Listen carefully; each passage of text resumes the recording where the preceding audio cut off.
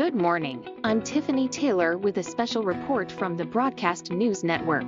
Tonight, former President Barack Obama is voicing strong support for Harvard University as the Ivy League school pushes back against what it calls politically motivated demands from the Trump administration.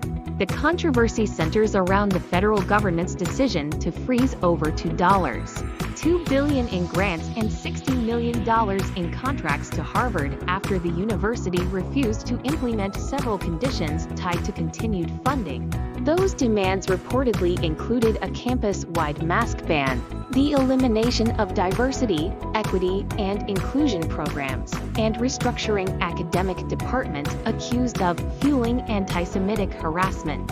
In a statement released Monday, President Obama, a Harvard Law School alumnus, applauded the university's resistance, calling it an example for higher education nationwide. Harvard has set a powerful precedent, Obama said, rejecting an unlawful and heavy-handed effort to undermine academic freedom while committing to a learning environment grounded in debate, respect, and intellectual rigor.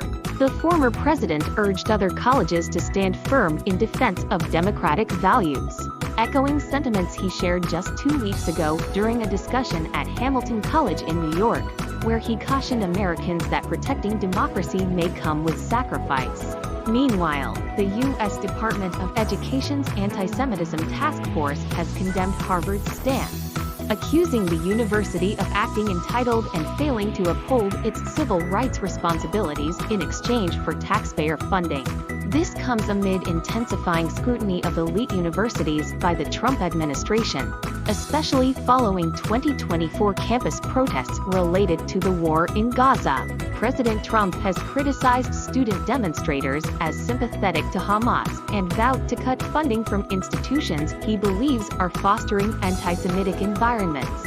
Universities named in these warnings include Princeton, Brown, Cornell, Northwestern, and Columbia. As the debate escalates over academic freedom, federal oversight, and civil rights compliance. This clash between the former president and the current administration could have long-lasting implications for the future of higher education in America. We'll continue to follow this developing story and bring you updates as they unfold. For BNN, I'm Tiffany Taylor. Stay tuned.